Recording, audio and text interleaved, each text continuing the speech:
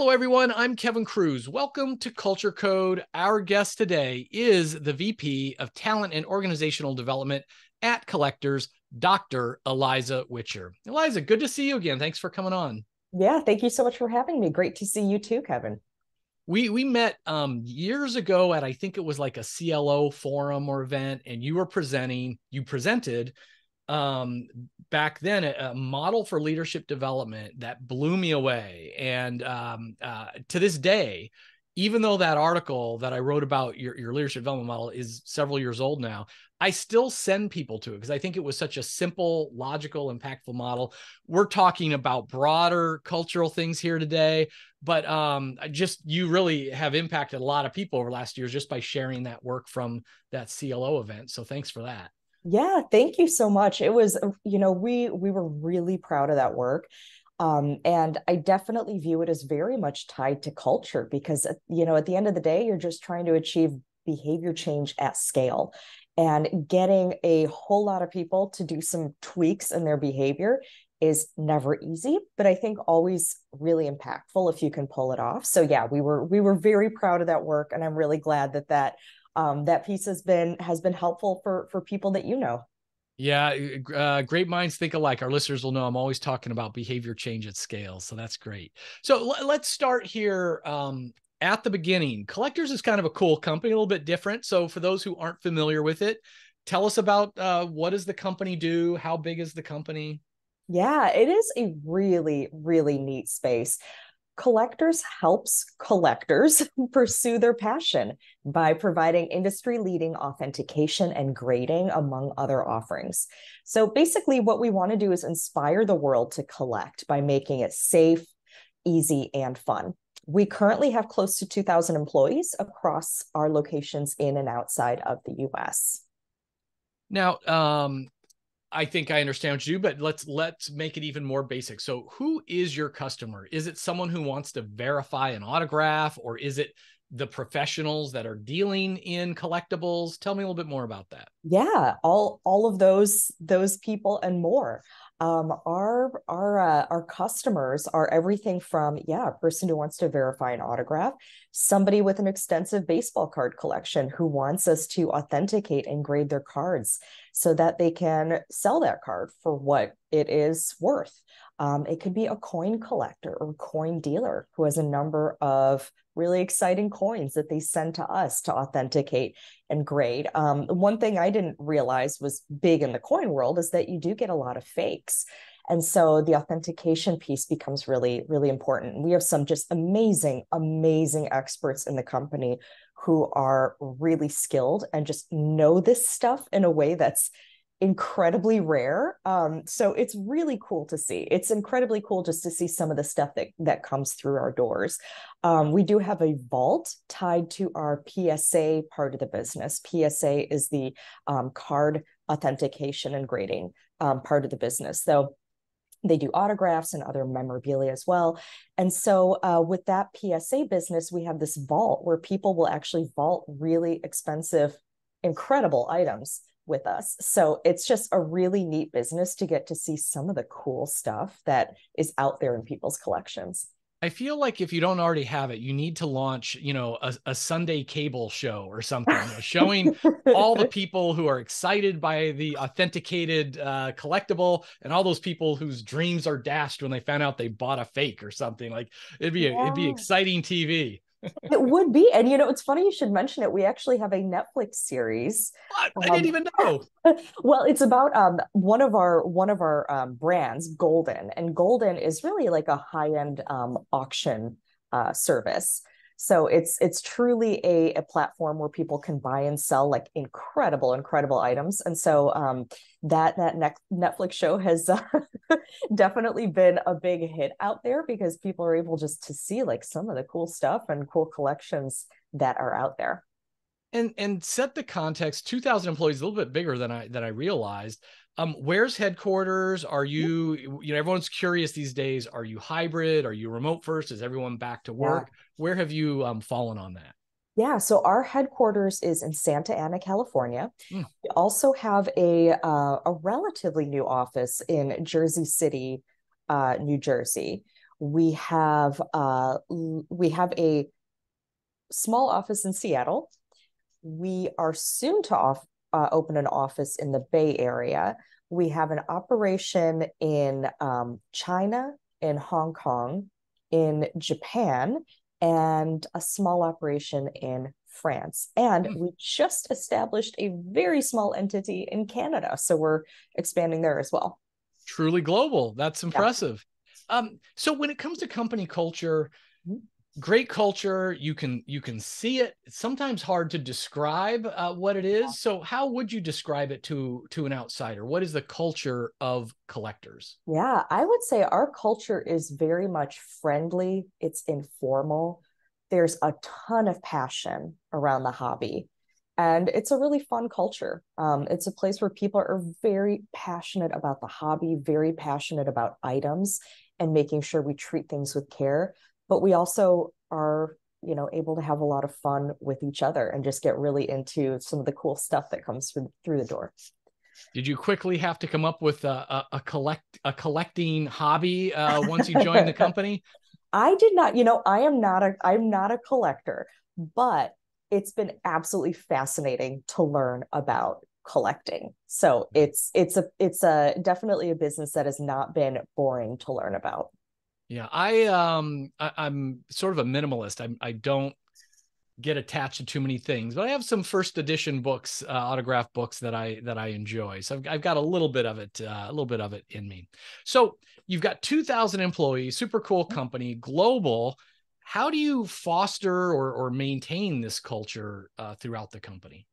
Yeah, it's a really interesting company because in a lot of ways we are like a 40-year-old startup. So that headquarters in Santa Ana, we've had people working there for decades. Mm. And a lot of the folks working there, we've got family members and friends working side by side. So we want to strive to maintain those relationships, the deep expertise that we have, the passion that we have that have made us successful over the long term. But at the same time, the last couple of years, we've seen tremendous growth and change. And as I, just mentioned, we've got, this a lot of global things happening as well. And so in between, global offices, global operations, a number of people who do work remotely, although we are encouraging employees to come back to the office who are within a reasonable distance of an office. When we think about all that, we really want to build on the strong foundation that we have, which is a unique culture and a unique place given what we do.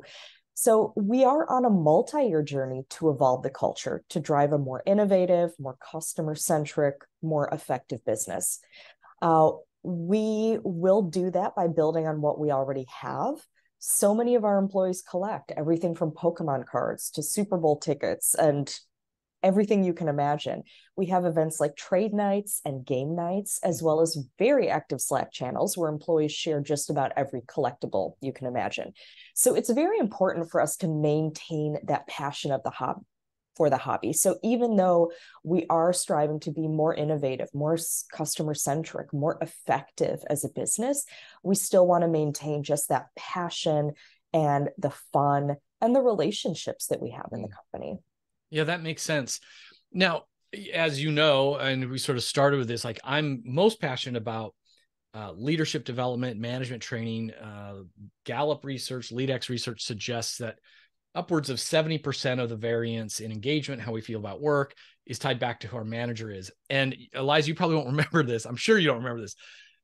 When we met years ago, you actually challenged me on the day. You're like, I think it's probably more like 40 or 50%. Like the stuff the company does is more important than who the manager is. So I remember that conversation even now. But regardless, manager's obviously a big variable in employee engagement, the overall employee experience.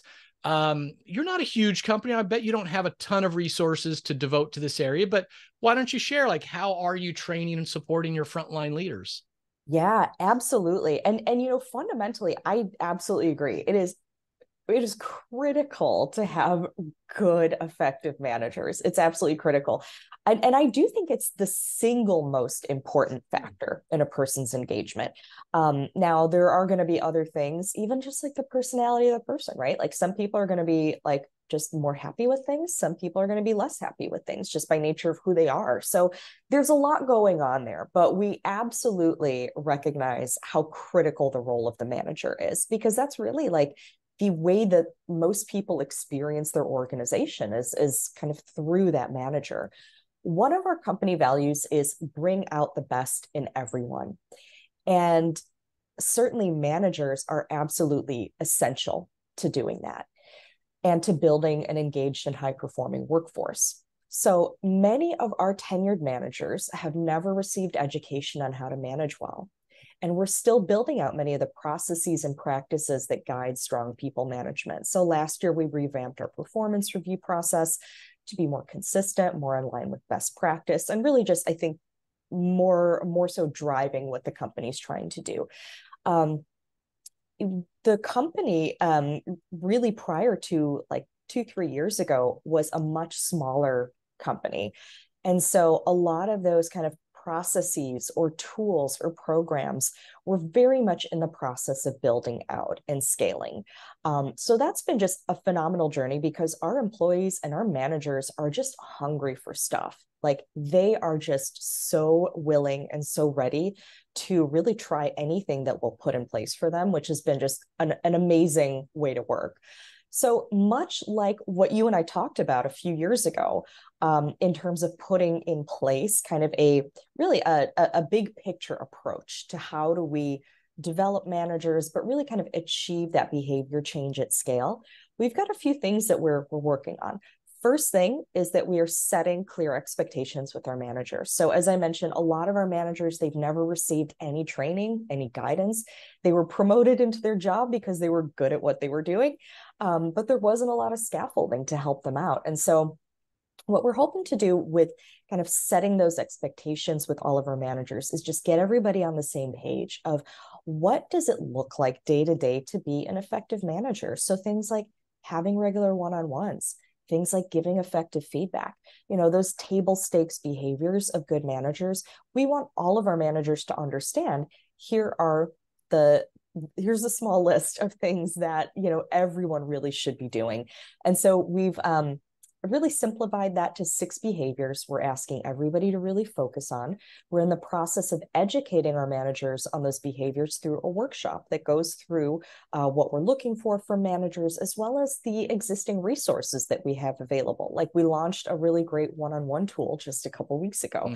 And so that kind of syncs really nicely with this, is that we're not just saying, please do these things, but we're also helping people understand, here are some tools available to help you. And by the way, we're going to be rolling out a lot more. And so our plan for next year is a lot of modular training on these skills. So things like giving effective feedback, for example. We are planning to do a feeding up assessment. So a way for managers to get feedback directly from their team members on how they're doing in these areas. We'll be launching that early next year. And of course, the long-term goal is to really kind of make this a part of how we assess performance, how we make decisions about promotions. And so we really want to be looking at the whole big picture in terms of setting expectations, giving people the skills and the tools to meet those expectations, providing that continuous feedback, and then holding ourselves accountable to make sure that we are living what we want people to do. So we're very much in the early days of that process, but we are super excited to see the impact of our focus on manager development. Yeah, Eliza, and just I want to make sure our listeners picked up on a couple of things, because first of all, it's great that you're focusing on the fundamentals, at least fundamentals first, giving effective feedback. And yet you also said feeding up. So like a lot of people forget about the importance of getting or receiving feedback. And I remember that was a critical part of your program that you described years ago.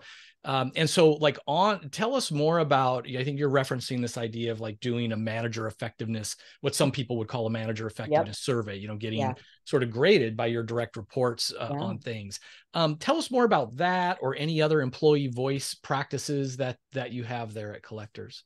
Yeah, and this is actually a great example of, culturally, we already have just a really good culture of listening to our employees. So, for example, our employees often email our CEO directly with their ideas, with their feedback, and he's very engaged with our employees. So that's just kind of part of how we do things. We have a monthly Ask Me Anything session with our CEO where employees truly can ask our CEO, Nat, any question that's on their mind and he'll answer it. So it's very much already kind of baked into what we do.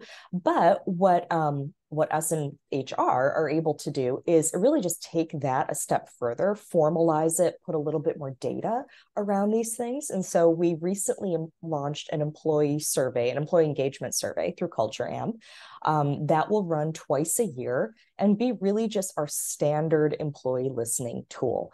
We're also in the process of developing and updating employee life cycle surveys like onboarding surveys, offboarding surveys. Of course, that manager effectiveness survey is going to be a key part of employee listening.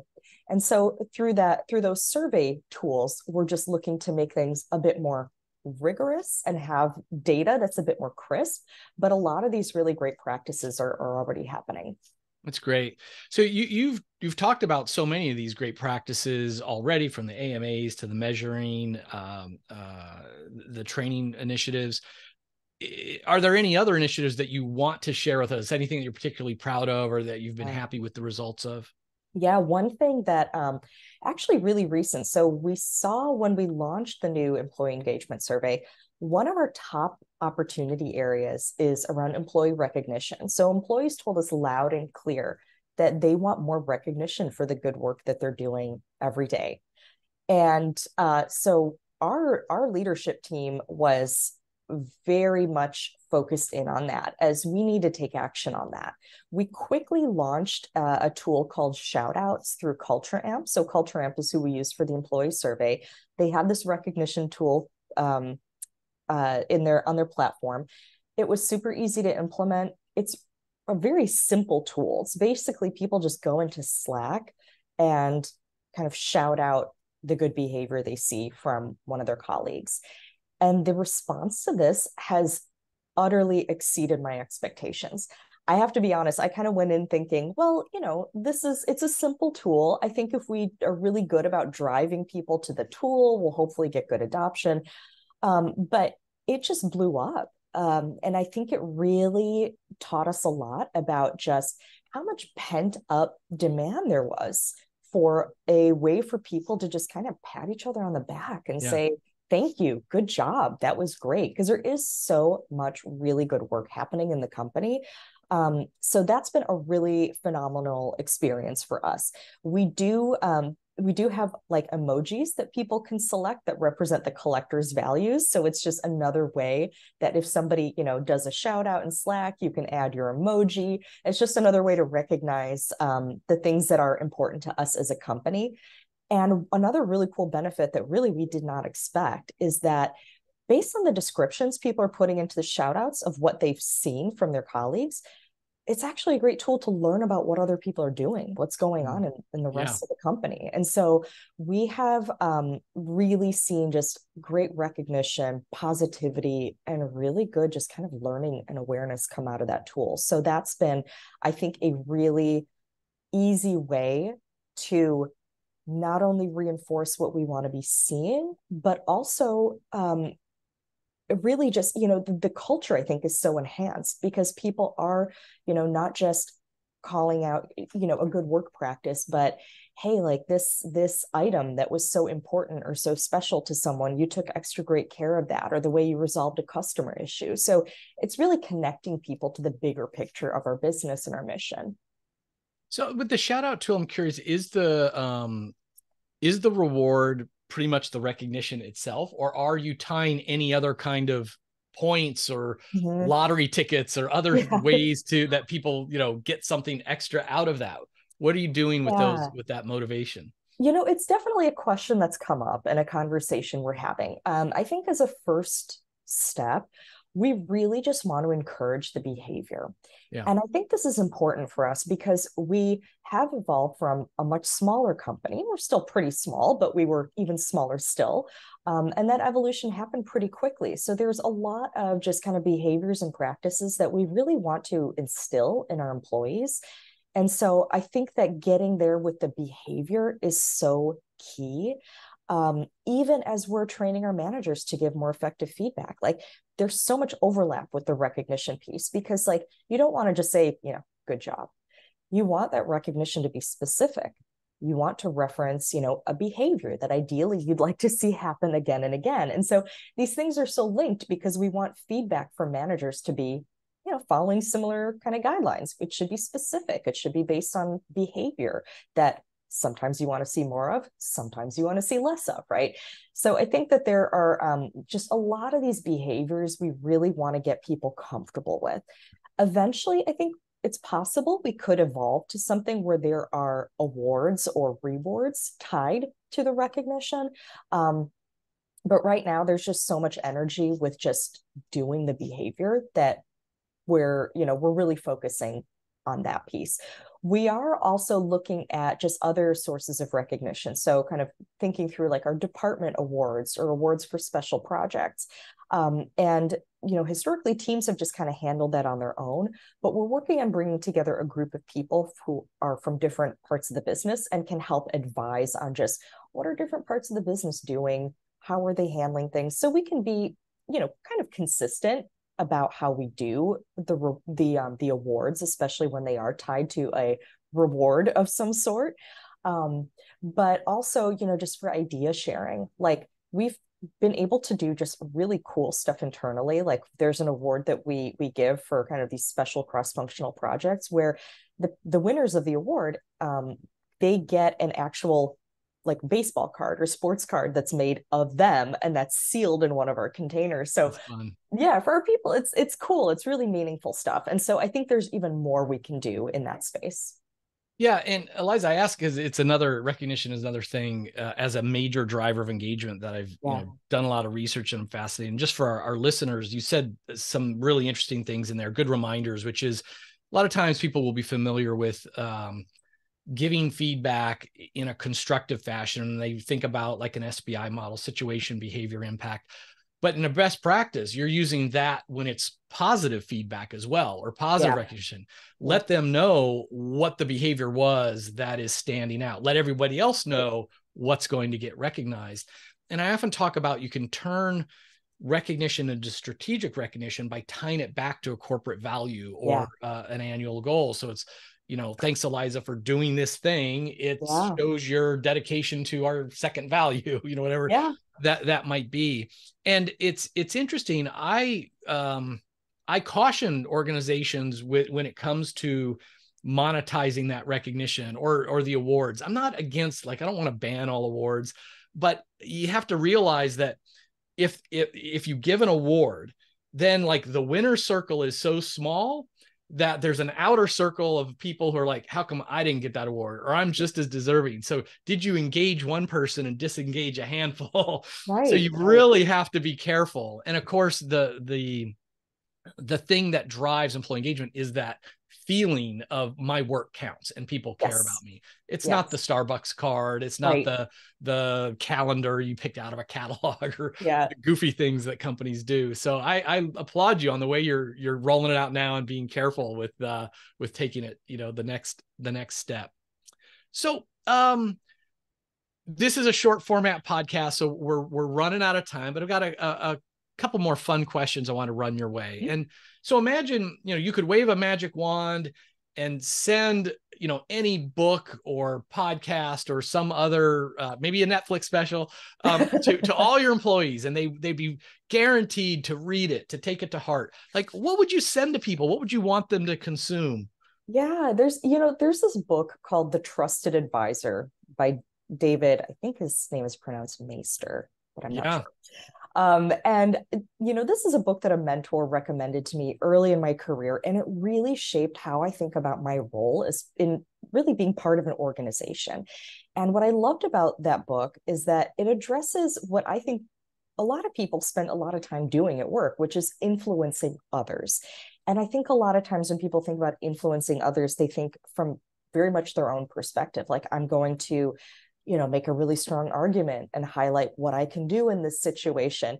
But what the book really talks about is that understanding others' needs is essential to earning trust and influence. And I've found in my career that the more I focus on others' needs, the more impactful I am.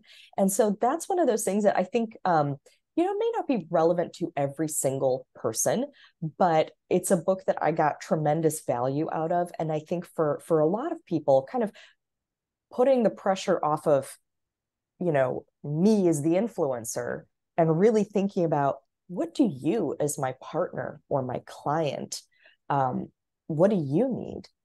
It really brings about a lot more creativity, a lot more trust, better partnership. And in any organization, relationships and collaboration are so, so important. So that book is just a winner for me. Eliza, I love this recommendation, the Trusted Advisor, because so very few people these days I hear talk about that book. So it's sort of a secret gem. I think I read it 25 years ago. Yep. It was written more for, originally for, I think, like professional service firms, consultants and stuff. Mm-hmm. And yet, exactly like I said, any of us, if we want to be viewed as a trusted confidant, an advisor to our boss, to our peers, to our internal customers, it's so valuable. It's one of the few hardcover books I keep on my bookshelf, as like something to go back to over and over again. I love that book. It's a good one. And and I found when I've coached leaders, one thing I've heard is this kind of statement or feeling like, I just want people to listen to me more. Like, why aren't people listening to me? Mm-hmm. And this book kind of gets at that. Like, ultimately, we all want other people to listen to us. And if we reframe what it takes to get there, it might help us get there a little bit better or easier or faster. So it's one I've recommended in coaching settings as well. Yeah, it's great. Here's another magic wand question for you. Wave your magic wand again. All your colleagues could just get a little better at a particular skill, or they lean into a particular strength. What might that be? Oh, I think for us, it's really like stakeholder management / the people side of change management. I think that every organization could use improvement in this area. I've never worked in an organization that didn't need some improvement in this area.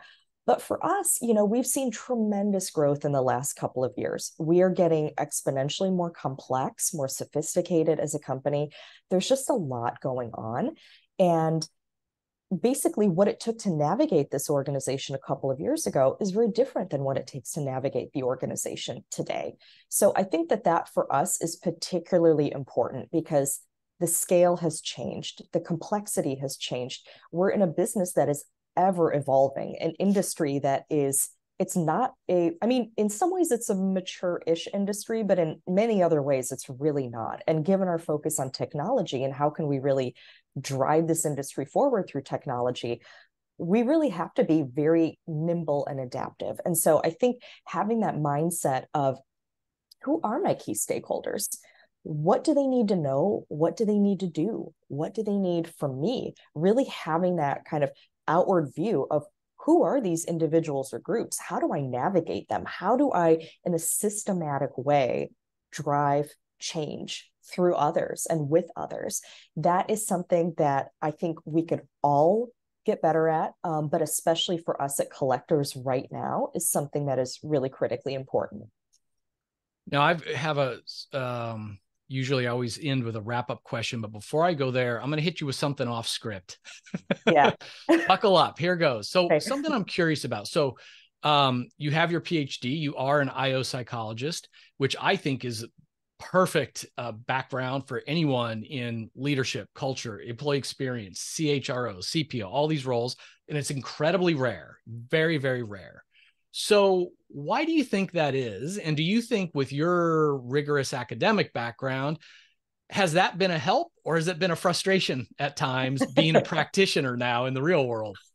It's a great question. I'll kind of address that help or hindrance piece. And it's been both at different times. I think probably the most helpful thing is just the knowledge that a lot of the questions that people have about people stuff related to business or organizations, you're not the first person to ask that question. And oftentimes there's a reasonable amount of data out there that can help you get to a decision that's more than just my opinion, right? So I think that kind of rigor of like, is there like evidence on this that I can take a look at to guide my judgment is, I think that's super helpful. A hindrance at times, I think sometimes people have perceptions about, what a person's kind of educational background can or cannot bring to a situation. So there's some of that. I think, I am honestly surprised there aren't more of us in these types of roles because I think we are very well suited to them. I think probably one thing that holds up people a little bit is, especially earlier in career, it's like you want to use what you went to school for. And in my job today, there's not that much that I use that I went to school for. Like there are general things that I will forever use. Like there are, theories of human motivation, for example, that like I use every single day. And I can kind of see that theory in my head and I know where to troubleshoot to get the right result from like somebody I'm managing, for example, right? So those things are there, but I'm not like running regression analyses on stuff. I haven't done that in years, which is good and bad. Now there are people who can do that way better than I can using tools I have no idea even exist. So, but I think that sometimes people kind of, they want to use what they went to school for. And so part of my journey was really letting go of what I went to school for and embracing that there are all these other challenges out there where you can really still apply excellent critical thinking, look at data and evidence to guide your judgments. And I actually have found that probably the roles where I've had like the most impact and influence have not been the roles where I'm flexing those technical skills as much, right?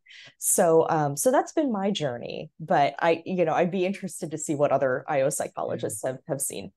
Well, and it's interesting, not to go too deep on this, but if I look, especially in larger organizations, there does seem to be a push now for, data analytics, HR analytics, which is great. So let's measure it and go take data-driven approaches. And yet, at the same time, I will often suggest data-driven answers, and the folks in the organizations, will just say, data has its place, but that doesn't jive with my experience. Like they're just more intuitive and they lean on experience. And so I sort of see these dual forces out there, at least in the marketplace. So let's just wrap up with this, with everything that's going on. What excites you the most about your company right now? Yeah, I think just the growth and the change. We just launched our first ever company-wide innovation initiative. It's open to everyone in the company. We know there are going to be some really cool creative ideas coming forward. I've already heard a few of them. So that's just so exciting to me that we're getting to do this. And it's not, a company's like 20th round of doing it. This is our first one. And we are really writing the playbook as we're playing the game.